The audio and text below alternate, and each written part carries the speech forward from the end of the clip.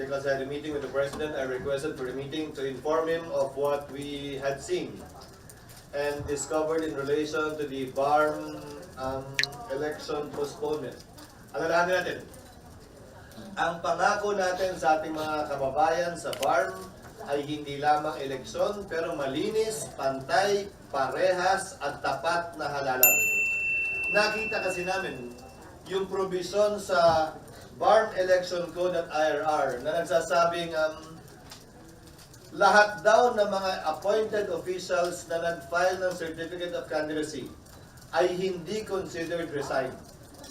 Nakalagay din doon na kung matatalo man sila sa eleksyon, hindi daw applicable sa kanila ang 1-year ban at pwede silang i-appoint agad. Itong dalawang provision ito ay paglabag sa saligang batas, an express provision of the Constitution na nagsasabi na hindi pwede makilahok sa partisan political activity ang sinumang opisyal sa civil service, appointed man o permanent man o appointed in a coterminous capacity. Kaya di ba napapansin nyo, ang kalihim kapag ka nag-ahay ng Certificate of Candidacy, ipso facto deemed resigned na sila. Bilang halimbawa, si Secretary Abalos, hindi niya na kailangan mag-video pa ng formal, di ba? Pag-file niya, tinuturing ng nag-video siya. Dahil ayon sa mga naunang desisyon ng Korte Suprema, partikular, ang mga salitang binitiwan ni then Justice Chief Justice Carpio, ang pag-file ng Certificate of Candidacy ay partisan political activity.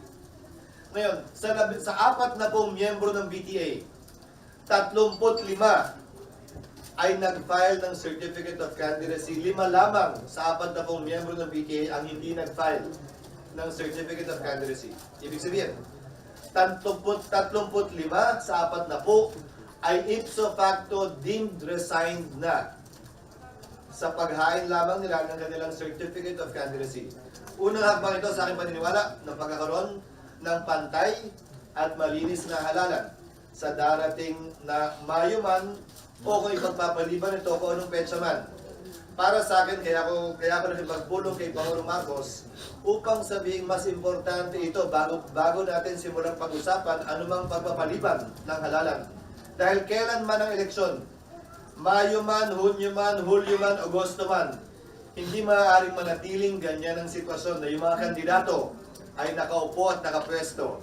Dahil yung pangako natin ng pantay at malinis at tapat na halalan, hindi kayang ibigay anuman ang petsa ng ating pagkakasunduan sa Kongreso.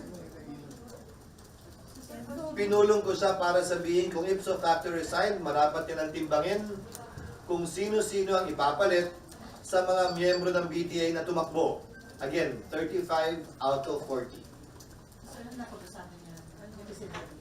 Ikaw consider daw niya dahil unang beses pa lang niya narinig kanina kagabi. Kasama namin sa pagpupulong si Executive Secretary at kanilang pagpapasyahan daw sa lalong madaling panahon at titingnan at susuyin itong pinahitaw namin. So, sino mag-a-appoint, sir? Sa ilalim, ang nag-appoint doon sa 4 ay si Pangulong Marcos. So, siya rin na mag-a-appoint? Siya din ang mag-appoint. Pero, sir, nakausap niyo yung mga BTA officials, sir, regarding this? Kasi kung maaaring pinangahawakan nila yung provisions ng Bangsamoro Guidelines. Oo, pero hindi sila pwede magpasa ng batas na lumalabag sa batas na pinasa ng Kongreso. Higit pa doon, hindi sila pwede magpasa ng batas na lumalabag sa saligang batas mismo. Kami nga, hindi rin namin pwedeng gawin yun. Ulitin ko, klaro para sa akin yung provision ng Konstitusyon. Ipso facto resigned ang sino mang tatakbo. Walang exemption doon. Appointed officials. Maliban sa elected officials, hindi yung saklaw ng elected officials. Di ba ang elected official? Pag kongresista, tumakbong senador, hindi considered resigned. Kongresistang tumakbong mayor, hindi considered resigned. Mayor na tumakbong governor kasi elected sila. Sir, kasi yung election code naman and IRR, sila lang yung gumawa nun. BTA ang gumawa nun at saklaw pa rin yun ng provision ng Omnibus Election Code. Hindi nila pwedeng labagin ang Omnibus Election Code. Hindi rin pwedeng labagin ang Constitution. So, questionable, sir, yung IRR nila? Ano? Questionable yung IRR. Para sa akin, hindi lamang questionable. Violation. Klarong paglabag at walang epekto kung sakasakali sa saligang batas at sa batas na pinasa ng Kongreso sa pamamagitan ng Omnibus Election Code. Anong effect niya Sir, sir di ba doon dapat sa... may declaration na unconstitutional sila? Hindi kinakailangan. Ulitin ko, ang pangako ay hindi lamang pagkakaroon ng eleksyon, pantay, malinis at parehas na halalan. Kung i-intend, pa siya ng Pangulo kung nais niyang intayin, pero pwede rin naman gawin na ngayon para sa akin dapat gawin para magkaroon tayo ng pantay at malinis na halalan doon nang walang pinapaboran at walang nakakalabang. So, isang buwan na since the filing of the COC, so lahat ng mga actions nila after they filed, non-binding na yung mga Ibang usapin yun. Ang COA na magpapasya at magdedesisyon nun kung anong epekto nun kung sakasakali, pero para sa akin, deep ipso facto resigned na sila. At kung ang sinasabi niyo, kailangan may decision muna, mag-final decision pa, kung sakasakali, tapos na yung halalan, nakalamang na, at baka madagdagan pa yung illegal na mga gagawin at mangyayari sa BTA. Sir, So, practical anong effect question, nito, paano yung sir? sweldo ng mga nandun? Oo. Again, COA na magpapasya at magdedesisyon niyan kung Kaya sakasakali. paano yun? Hindi sila susweldo muna. Depende. Pagpapasahan na ba agad na Malacanang at papalitan sila? Komplikado na to, RG. Kasi ang mangyayari Hindi, kaya yan... nga, but do they stay until a replacement is... No. Let me answer first yung sweldo. Komplikado yan kasi nagkakaiba-iba ang desisyon ng Korte Suprema kaugnay niyan. May ibang desisyon sinasabi, wala na siya dapat dyan, ibalik yung sweldo. May nagsasabi naman na hanggat hindi sila napapalitan, ginampanan naman nila yung tungkulin, tama lang naman tanggap pa rin nila yung sweldo. So, depende sa pagiging pagbasa ng Korte Suprema doon sa katanungan. Sir, sandali, Yes. paano yung, kasi di ba you have this bill? You know, this is hypothetical one. Postponement. Yung postponement. O paano kung matuloy yung postponement? Mukhang pinupos nyo. How do you interpret that with that provision? So, resign pa rin ba sila o hindi? Walang kinalaman ang petsa ng eleksyon dahil sa ngayon tuloy pa rin ang eleksyon, wala pa namang batas na pinapuspone yan. Pangalawa, correct kita. Yung pinupush, kung maalala nyo na yung interview niyo ako ba't ko pinahil ito? Hiniling ng palasyo para simulan na namin ang diskusyon kaugnay nito. At sinabi ko rin yung mga agam-agam nila kung bakit nila hiniling ito. So bahagi lamang ng proseso ito. Pero sa ngayon, ika nga ni Chairman George Garcia, di ba? Handa sila at sa punto de vista nila, tuloy ang halalan, maliban na lamang kung ito yung mapupuspo. So, walang effect siya sir dun sa pinupush na i-postpone yung election. Sa na-discover nyo na paglabag? Walang epekto. Gaya ng sabi ko, mapostpone man ito o hindi. Fairness and avoidance of conflict of interest dictates nothing less. Wala itong sinisikap na paboran, wala itong sinisikap na gipitin. Nais lamang namin sundan at sundin ang tinatalaga ng saligang batas at ng batas kaugnay sa halalan. Kung ano nag-a-apply sa amin, marapat lang mag-apply sa lahat ng kandidato. So, tuloy yung pag-inig sa Senado para sa postponement? Tutuloy pa rin yun. Sir, SP, sir, since ang presidente nag-appoint ng BTA officials, so ang easy remedy sa situation is for the president to replace them lang. Yes. Yes. Gaya nga na sabi ko, ang aking interpretasyon, lahat no naghain ng Certificate of Candidacy ay deemed ipso facto resign. Meaning wala na silang kailangan isumite na letter of resignation. Wala nang resignation na kailangan pantanggapin bago maging effective. Pag-file ng Certificate of Candidacy tulad ng mga ibang appointed officials, di ba na tumakbo, deemed ipso facto resigned na sila. Sir, kasi meron pong Supreme Court, may petition sa Supreme Court, kina-question yung pananatili ng BTA officials dahil nga nag-file na sila ng COC. So sir, ibig sabihin, sa gusto, kung gusto ng presidente yung palitan sila, Sa ngayon, oo. Ang tinatawag nating case or controversy, pagkakaroon ng actual case of controversy, pwedeng magmula sa isang panig o kabilang panig. Sa kasong ito may naghain, sa kasong ito naman, kung pinatupad ng Pangulo, yung pagpapalit sa kanila, edi sila naman yung maghahain. Yung mga tinanggal naman sa paniniwala nila, valid yung election code nila, sila naman ang maaaring mag-question sa aksyon ng Pangulo. pwedeng pagmula ng kaso ang magkabilang panig. Pero sa batas, sir, since appointee sila ng presidente, the president can act at any time. Yes. So SP, you don't need to wait for the SC decision on this bago mapalitan ni Pangulo yung ano, no? Tama. It's a consideration in regard to postponement. Ayaw nilang i-postpone, hindi ba? Pero, paano naman kung hindi mo po-postpone tapos sila pa yung nandun? So, Kaya nga sabi ko, matuloy man o hindi ang postponement, fairness dictates na yung mga appointed official na tumatakbo dapat considered resigned na. so was it your recommendation to the president na to act? For him to appoint replacements as regards the 35 members of the BTA who filed their respective certificates of candidacy dahil yung BTA pa rin ang governing body sa BARB. Maraming mga pagpapasyang gagawin sa mga susunod na buwan na dapat hindi magamit sa politika at mapaboran isang panig laban sa kabilang panig. So sir, urgent yung replacement para magpatuloy yung function of the Well, the President guaranteed that he will decide on the matter as soon as possible.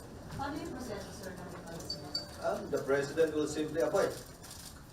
Sila yung Kasi nga, ipso facto resign. Reading ko, sorry. Sa pananaw ko, hindi na kailangan maghain pa ng letter of resignation. Hindi na kailangan pang may tanggapin na resignation.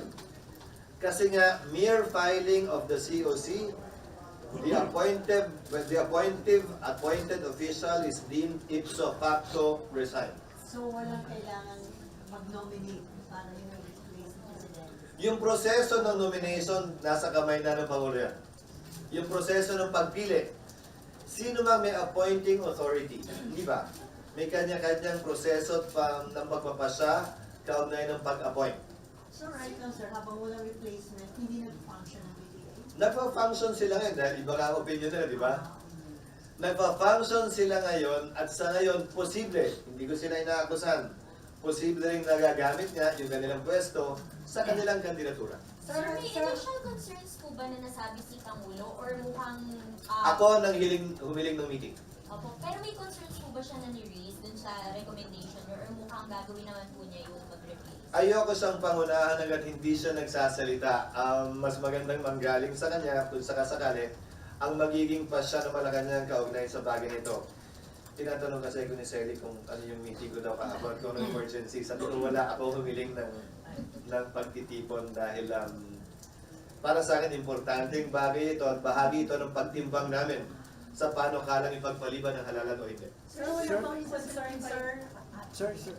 certify na daw ba ni Presidente as urgent itong pinayo ko ng Hindi pa pwedeng i-certify. Alam niyo yan, dun sa mga matagal na sa Senado at Kongreso, nasa certify lamang isang bill kapag ka-final na ang committee report.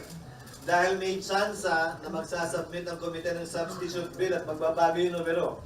E di magsa-certify pa ulit dun sa bagong numero ng Senate bill. So in practice, nag-i-issue ng certification ang Malacanang kapag ka may committee report na final ang komite at nasa plenaryo na yan. But is he inclined to... I have no idea. That was not discussed last time. Sir, illegal po ba o legal yung function ng 35 na yun? Para sa akin, sa ngayon, illegal na yun. Dahil ipso facto, by operation of law, deemed resigned na nga sila, nung naghain sila. At kung ang pinangahawakan nila yung provision ng election code, gaya na nasabi ko, para sa akin, void ab initio din yun. That is unconstitutional from the beginning. Dahil klarong paglabag yun sa express provision, hindi lamang ng Omnibus Election Code, pero pati na rin ng ating saligang batas. Sir, so lahat ng activities nila mula nung COC filing illegal or pwedeng question?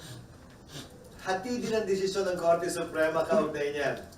May nagsasabing de jure acts na ginagawa nilang sa opisina nila dahil resigned na dapat sila, hindi valid. May mga desisyon din nagsasabing de facto valid yon hanggang palitan. So depende. Kaya ako sinasabi ito at kaya ako nag-request ng pagpupulong kay Pangulo. Mas maagang mapag-desisyon na nito, mas may iiwasan yung mga problemang sinasabi ninyo. Na paano yung mga gagawin nila, legal pa ba yun, valid pa ba yun, so sweldo pa ba sila? Lahat ng ito may iwasan, mababawasan kung mapagpapasya nito sa lalong madaling panahon. And debatable din kung pwede silang kasuhan sa ginagawa nilang After the fact din yan. Desisyon na yan. Yung mga, may naghain na ng kaso, di ba, na dapat considered na silang resign.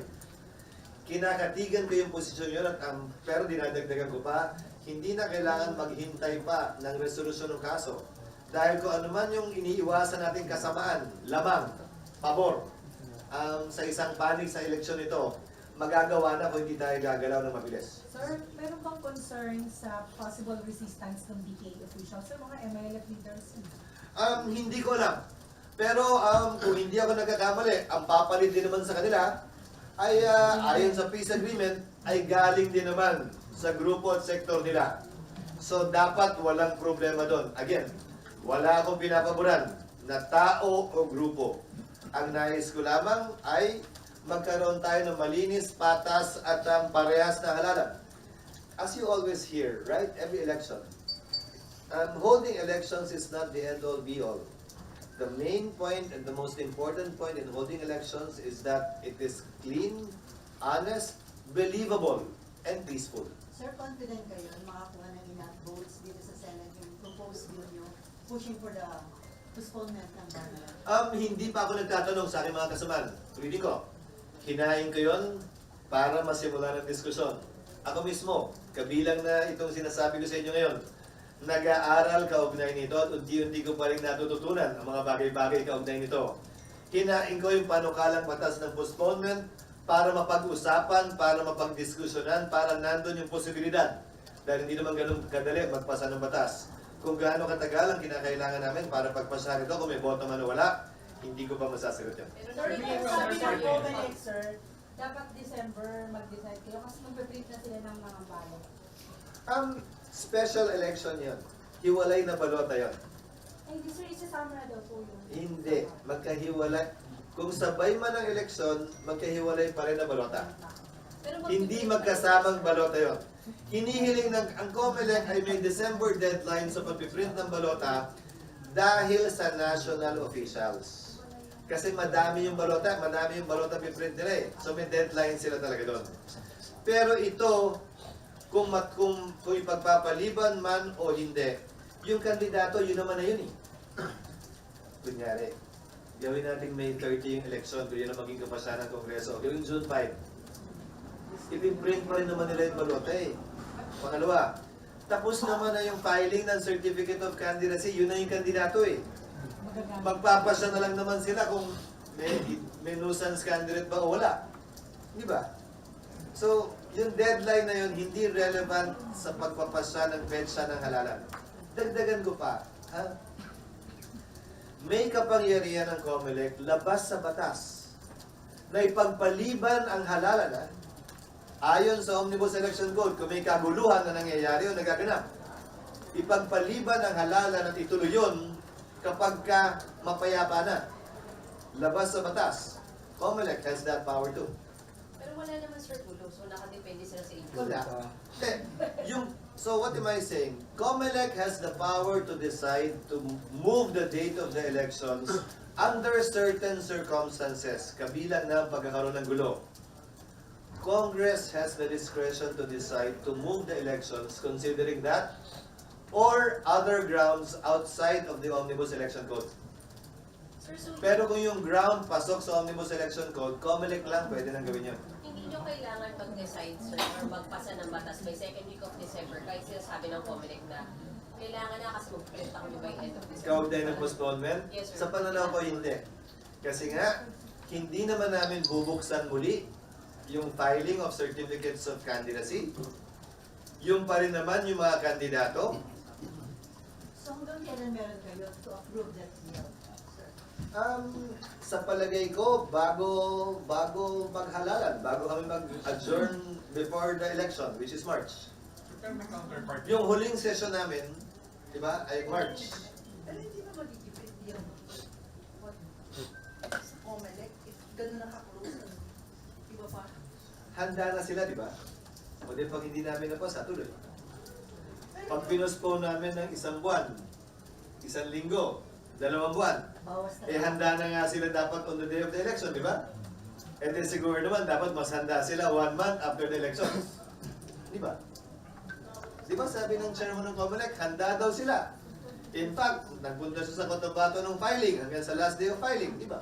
Sir, So, handa pala eh. So, mas may oras pa sila para maghanda. Sir, different topic, sorry. Yes. Sir, yung nangyari lang kahapon din sa pag-upo ng PhilHealth kay Chairman Ledesma, parang kinall out siya ng ibang senators because of parang disrespectful, sir, yung pagsagot or yung tono.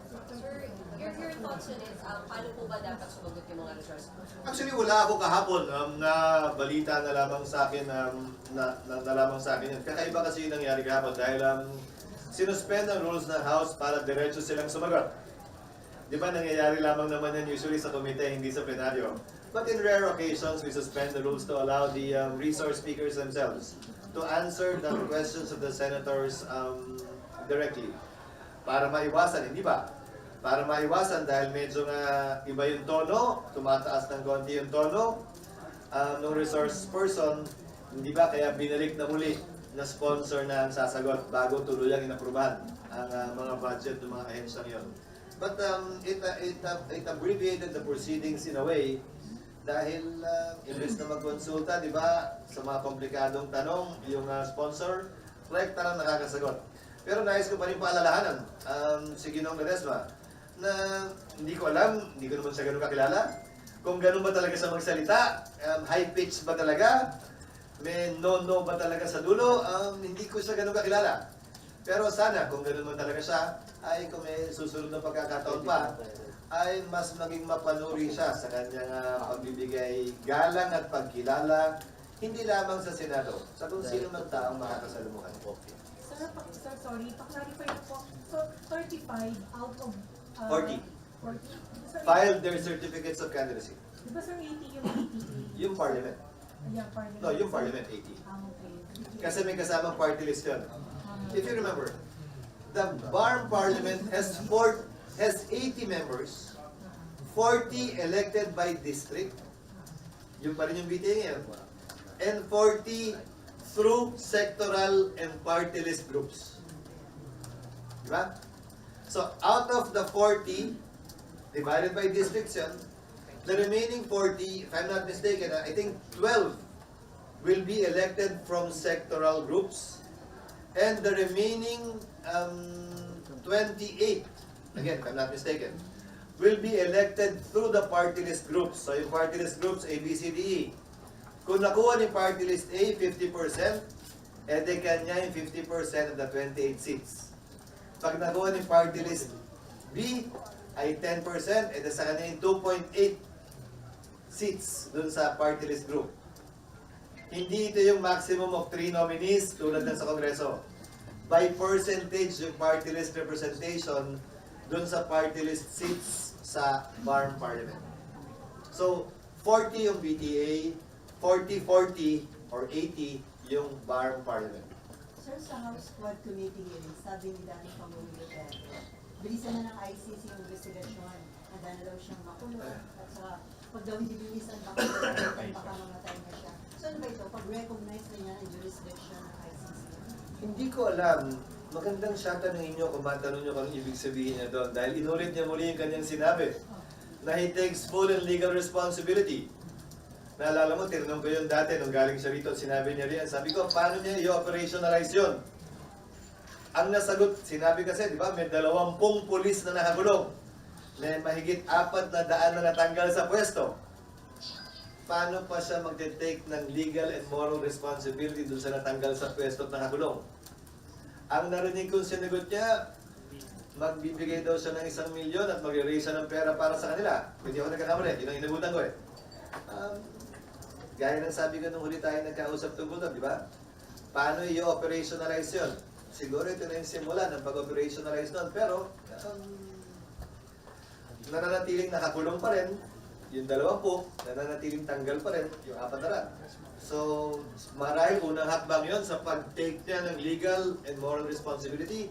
Hindi ko alam kung ano yung magiging susunod pa ng mga hakbang. SP, should i-signal yung nagawin na ng Pangulo, ng gobyerno ng Pilipinas, yung pag-rejoin sa ICC as proposed by Senator Coco. I-reconsider yung position. Paano ulit i-operationalize ni Pangulong Duterte na madalhin yung ICC? Siya yung umalis doon. Susunod. Hindi sinasabi ko lang, paano? Hindi na bahagi ang Pilipinas ng ICC dahil sa kanya. Tapos ngayon, papamadaliin niya yung ICC. Again, babalik yung tanong. Paano ngayon i-operationalize yan? Mas magandang tanongin siguro siya kung paano niya balak gawin yon.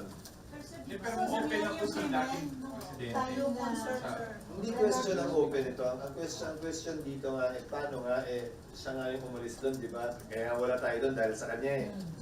So, paano niya ngayon pagsasabihan at papamadaliin yon? So, Pero di ba, yung covered period kung kailan miyembro pa tayo ng ICC, all the crimes supposedly committed during that period ay covered pa ng jurisdiction ng ICC. Pareho ba siya ng posisyon kila Senator Bato? Hindi. Kaya magandang malaman, yan ba yung ibig sabihin ni Pangulong Duterte? Again, I think the question should be addressed to him. so sir, parang... Kung anong ibig sabihin ng kanyang sinabi. Dahil tiyak ko, hindi sasakayon sa kanya si Senator Bato kaugnay sa bagay na yan. Sir, may tanong sa RG. Yes, RG. So sir, parang Sir, hindi ba sinasabi pwede, ko, halimbawa, i-recommend ng Malacanang na member I-recommend ng Malacanang.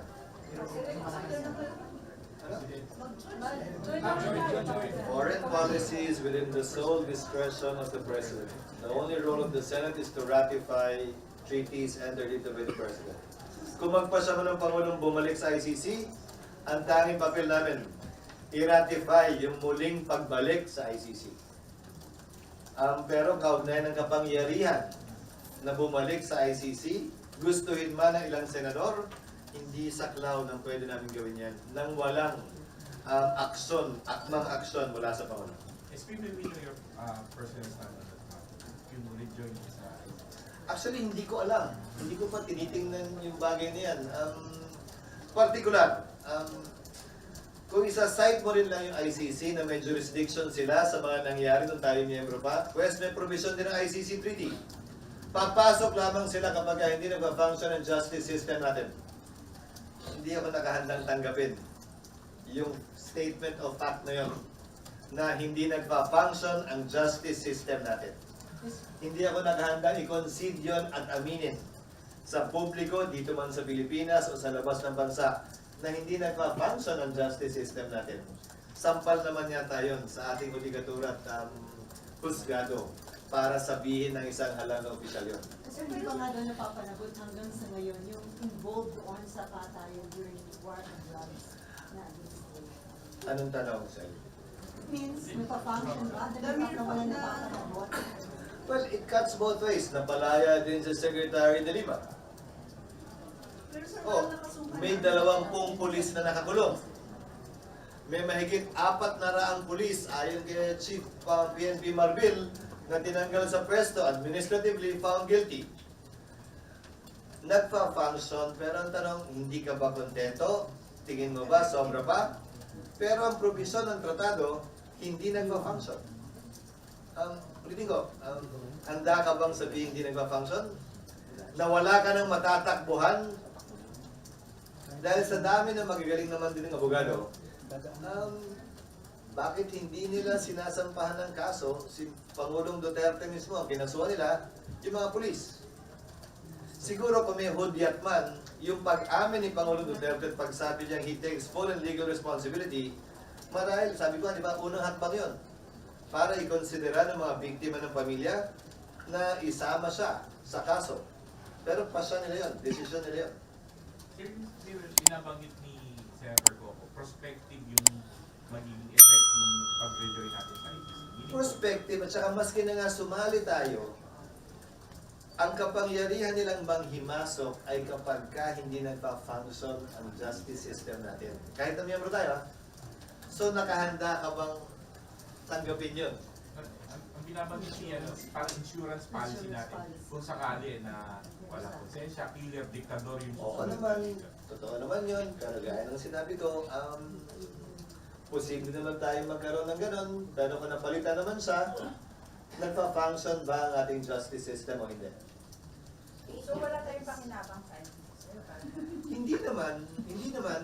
Kung talagang, gaya ng sinabi, wala nang tatakbuhan, wala nang hudikatura, diktado, ang bawat desisyon ng hudikatura. Eh de, sige. Pero sa ngayon, hindi ako nakahandang tanggapin yun at sabihin yun at pagsigawan yun.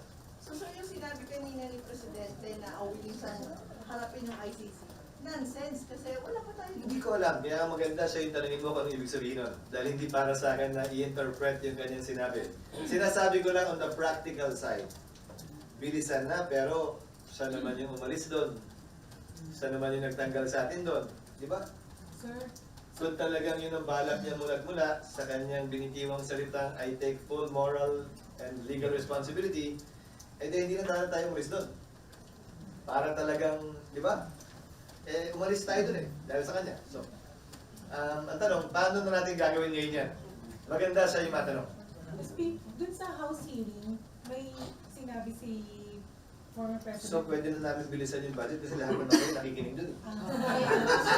So, ganda yung budget. Ano daw siyang pinapatay? Sa numero Yes. daw siya, I'm sorry. pinapatay daw siya ng 6 to 7 na may kinalaman sa illegal drugs. Tapos, yun, nagdadasal pa daw siya, pag nag-motor siya, may makita siya, parang nagpatay niya. Anong significance ang tsaka mahahabol pa ba siya? Kung mayroon siyang prescriptive period, pwede pa ba siya pasok? Ulitin ko, kung ano man ang magiging rekomendasyon ng sarili naming komite rito, ayokong pangunahan sa pamamagitan ng pagsagot sa mga katanungan tulad yan. Lalo namang hindi ko bibigyan ng ending yung hearing ng House kung ano yung magiging final na pasya nila. Tulad ng pinayo ko sa inyo nung una, mas magandang basahin niyo yung transcript ng Quadcom pagkatapos ng hearing kesa ngayon lamang dahil iba yung dating. So, mas maganda matimbang yan kung ano ibig sabihin nga ba ng mga sinabi niya habang binabasa natin imbis na habang pinapanood natin. Pero dapat ba seryosohin na ng Department of Justice yung pag-consider sa pagpapile ng case? After all, they were challenged by the former president na nakasuhan nyo. Hindi ba nila siniseryoso? Parang wala naman gawa. Hindi naman din ganun kabilis yun.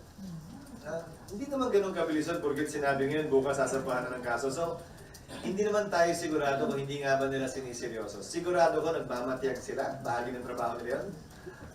Pero kung ano yung magiging penal na action nila, ayoko din silang diktahan o pangunahan. Desisyon yan ng Department of Justice. Desisyon yan ng pamilya din ng biktima. Dahil yung may personal knowledge ng pagkakapatay dun sa kanilang mahal sa buhay o kamag-anak ay sila. Anumang reklamong kriminal nagsisimula yan kadalasan sa complaint affidavit galing sa pamilya ng biktima. Motu proprio, pwede rin gawin yan ng Department of Justice in certain crimes, except for certain crimes involving crimes against chastity usually. So, concubinage, adultery, seduction, abduction, rape, acts of lasciviousness, ito pwede lamang ito magsimula pag may complaint affidavit yung biktima. All the rest, pwedeng state na talaga ang mag-file, kabilang ang murder. So, bagaman pwedeng gawin ng DOJ, kailangan pa rin nila ng ebidensya mula sa biktima. Pero it's incumbent upon the DOJ to at least to monitor and... I think they are. Who is to say that they're not? Sir, last lang. Balikan Meron pa? Si Ledesma lang, sir. Kasi di ba, parang may binabanggit na yung hirit na subsidy for next year. Ano ang consensus ng mga senador after yung nangyari ka doon? Hindi pa namin napag-uusapan, pero ako mismo ang posisyon ko, kung may 500 bilyon silang sobrang pondo, ba't pa nila kailangan ng subsidy mula sa national government? Eh de gastusin na lang yun sa ibang programa pa ng DOH. Pangkalusugan pa rin. Pero hindi sa kanila. Hindi nga nila ginagamit yung pera nila eh. Ba't padadagdagan para palakihin pa yung pera na namang itatago rin nila sa bulsa at hindi ginagamit? Hindi yata makatarungan at judicious na paggamit ng pondo at fiscal space ng pamahalaan yan. Sa ngayon, hindi. Hindi ko alam eh. Wala ako eh. Tulog ako ng maaga.